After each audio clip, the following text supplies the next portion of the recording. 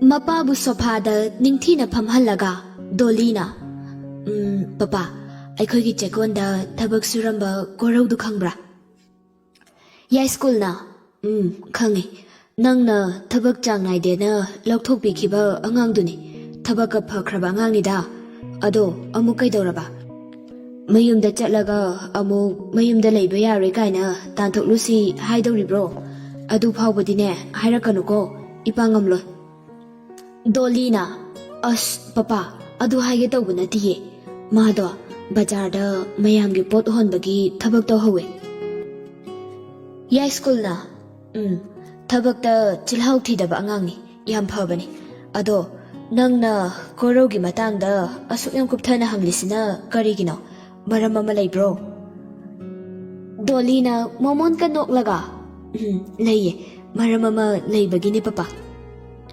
Yai school na adudi maram do hairodana karigino ipada adugam koiridubo aisibu korau oina ka khalurabro nangbo adumaina kati khanjilakanuko napada Dolina as papa nangsidi ai kai haba aduma harakano ado mado amuk hannane aikhogi chekonda thabak subado yahalaseba Yai school na Ichana bo hairadi ipagidi iyada yaida ichadi maramok pinido mi tanthokse hairasu yai amuk tanchinse hairasu yai ipagidi athingba leiteda Dolina ado papa na amta haibiyo ko papa Yai school na icha tombe korok tanthokpado ipana natene nangnani ne aduna aina amu kawba chatluradi ipana tanthokpa amuk mankhiroidro aduna ne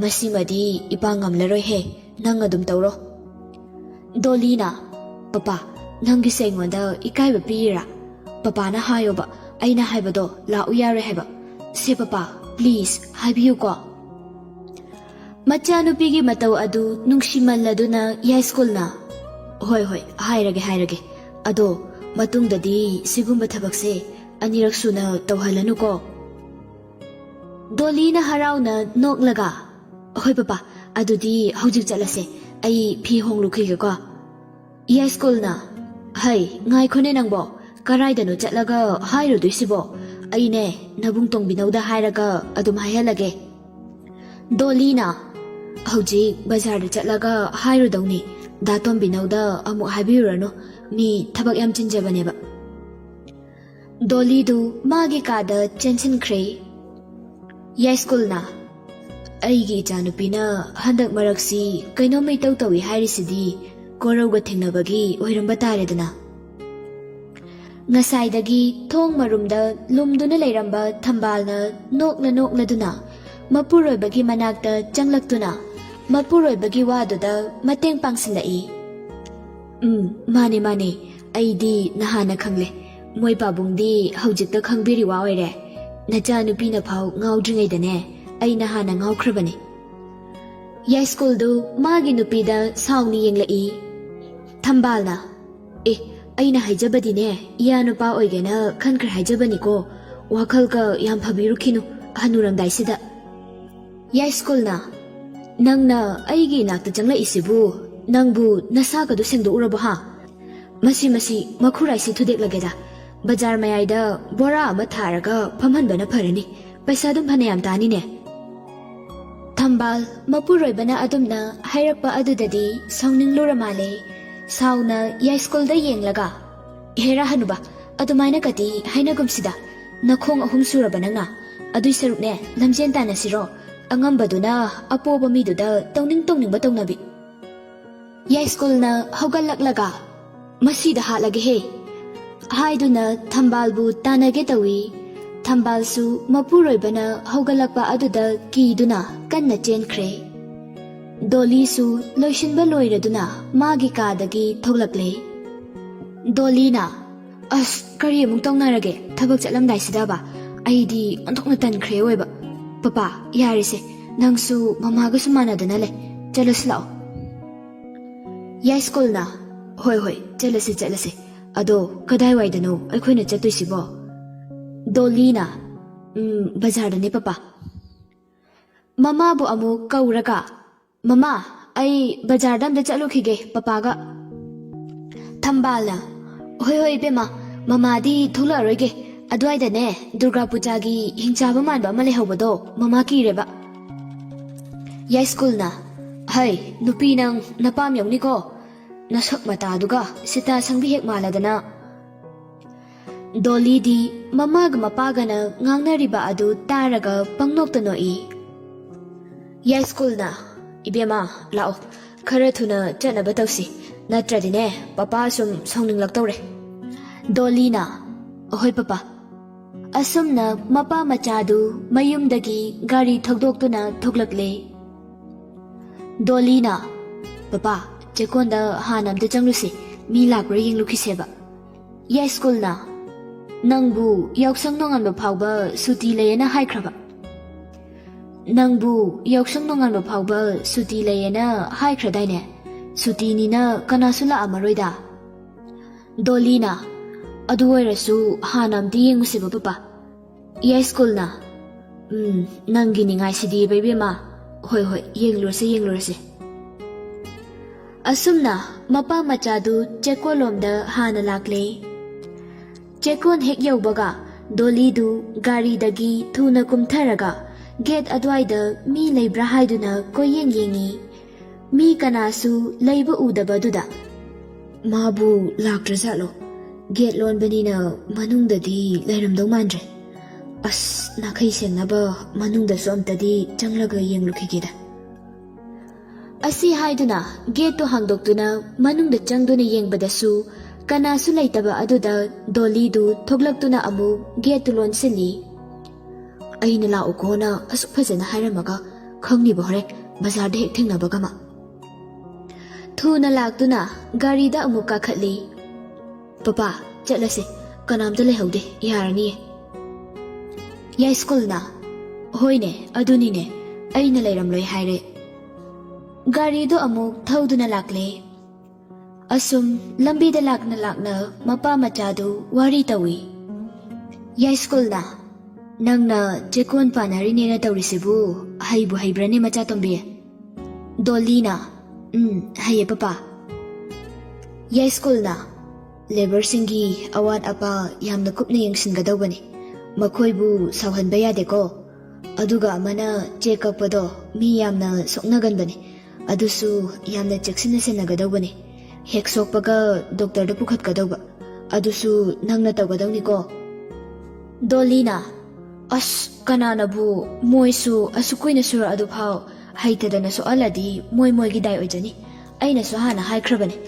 ꯃꯥꯒꯤ ꯗꯥꯏꯇ ꯑꯣꯏꯅꯖꯗꯧꯅꯦꯅ ꯉꯝꯗ꯭ꯔꯒꯅ ꯊꯕꯛ ꯂꯥꯛꯀꯅꯣꯅ ꯊꯕꯛ ꯁꯨꯖꯒꯦ ꯍꯥꯏꯕ ꯃꯤꯒꯤ ꯃꯤ ꯉꯥꯛꯇꯅꯦ ꯌꯥꯏꯁ꯭ꯀꯨꯜꯅ ꯍꯩꯃ ꯂꯣꯏꯅ ꯁꯣꯏꯕ ꯇꯥꯔꯦꯅꯦ ꯏꯕꯦꯝꯃ ꯏꯄꯥꯒꯤ ꯆꯦꯛꯀꯣꯟꯗꯣ ꯅꯪꯒꯤ ꯍꯥꯛꯇꯛꯇ ꯄꯨꯡꯃꯨꯠ ꯃꯨꯠꯈꯤꯗꯅꯅꯦ ꯑꯗꯨꯝꯅ ꯇꯧꯕ ꯌꯥꯗꯦꯀꯣ ꯍꯣꯏ ꯆꯨꯝꯃꯤ ꯅꯪꯅ ꯍꯥꯏꯔꯤꯕꯗꯨꯁꯨ ꯊꯕꯛ ꯁꯨꯖꯒꯦ ꯍꯥꯏꯕ ꯃꯤꯒꯤ ꯃꯤ ꯉꯥꯛꯇꯅꯤ ꯑꯗꯨꯕꯨ ꯊꯃꯣꯏ ꯁꯦꯡꯅ ꯁꯨꯕꯗꯤ ꯃꯤ ꯈꯔ ꯈꯛꯇꯅꯤ ꯍꯥꯟꯅꯒꯤ ꯏꯄꯥꯅ ꯂꯣꯏꯅꯔꯝꯕ ꯑꯔꯤꯕ ꯁꯤꯟꯃꯤꯁꯤꯡꯗꯣ ꯏꯄꯥꯅ ꯃꯈꯣꯏꯒꯤ ꯄꯨꯛꯆꯦꯜ ꯂꯣꯏꯅ ꯈꯪꯏ ꯃꯈꯣꯏꯗꯤ ꯊꯕꯛ ꯁꯨꯕꯗ ꯑꯩꯒꯤ ꯃꯤꯒꯤ ꯅꯥꯏꯗꯕꯅꯤ ꯐꯖꯅ ꯁꯨꯕꯅꯤ ꯍꯩ ꯉꯥꯏꯈꯣ ꯏꯄꯥꯗꯤ ꯏꯀꯥꯎꯕꯨ ꯀꯥꯎꯏ ꯁ꯭ꯋꯥꯃꯤꯗꯨ ꯅꯪꯅ ꯊꯕꯛ ꯁꯨꯍꯜꯂꯦ ꯍꯥꯏꯅꯦ ꯁꯤꯟꯃꯤ ꯑꯣꯟꯊꯣꯛꯂꯦ ꯍꯥꯏꯁꯤ ꯆꯨꯝꯕ꯭ꯔꯣ ꯏꯄꯥꯗꯤ ꯈꯪꯕ ꯀꯨꯏꯗ꯭ꯔꯤꯅꯦ ꯗꯣꯂꯤꯅ ꯆꯨꯝꯃꯦ ꯁꯛꯇꯥꯗꯣ ꯅꯨꯡꯁꯤꯗꯕ ꯑꯩꯅ ꯑꯍꯥꯟꯕ ꯆꯪꯕ ꯅꯨꯃꯤꯠꯇꯨꯗꯒ ꯑꯩꯉꯣꯟꯗ ꯃꯥꯅ ꯑꯣꯖꯥꯒ ꯁꯥꯖꯤꯜꯂꯛꯇꯅ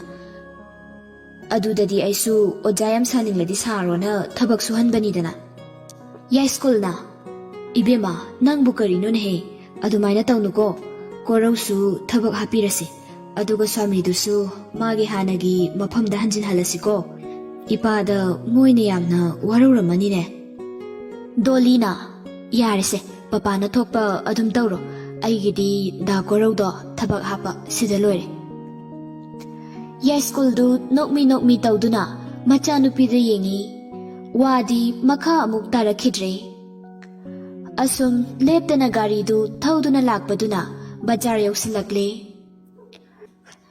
ꯗꯣꯂꯤꯅ ꯃꯄꯥꯗ ꯇꯥꯛꯇꯨꯅ ꯀꯣꯔꯧꯅ ꯍꯦꯛ ꯄꯣꯊꯥꯕ ꯃꯅꯥꯛꯇꯨꯗ ꯂꯥꯛꯇꯨꯅ ꯂꯦꯞꯇꯨꯅ ꯀꯣꯔꯧꯕꯨ ꯂꯥꯛꯄ ꯉꯥꯏꯗꯨꯅ ꯂꯩꯔꯤ ꯀꯣꯔꯧꯗꯨ ꯄꯥꯛ ꯍꯦꯛ ꯂꯥꯛꯇꯦ Dolly di masadu langtak na boy sounding boy kaino me itaw tawjay. Ngay hak layraga koro awang lomdagi hanubi ama puduna kan na chan khalai.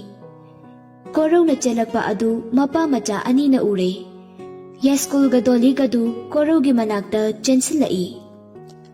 Yes school na ibungo koro karino torok libadubo. Koro na pakhat na. Babung wari ko na sarase abokse swagi hospital anakpa amada punabam ta tawse. Dolly na lao akai gari yaure masidoy na purase. Koro na khara thubiro dudi. Asum na yes school na chen kiduna gari tu thunamak thauduna lakle. Aduga ahal adu gari manungda haplaga hospital tamna lakle. Somda pakhatnaringai chairak aduda Dolly na kardugi mamang situda phamgedi haidruduna maningda korogi hek thangnana phamjili. Gari ahaiba khudingi chance lauribani haiduna korogi makhutta amuk thengjai. Korodi kanagi mangonda thenglakpa soglakpa aduka khangba nate. Hospital dutabu yaurabadi haiduna pakhatna leiri. Dolly na asum adumna thenglambadagi Korogi makhutna leiriba jaga adu haifet yenglai. As masidi kana pote makhutsida hekta paisinlage. As nungsirasibu kaidawjaruniyege. Asi khanduna mamaidu thongnaw lomda yenglaga makhutu ngasai korogi makhut leikhiba jaga adu tamna thamlai.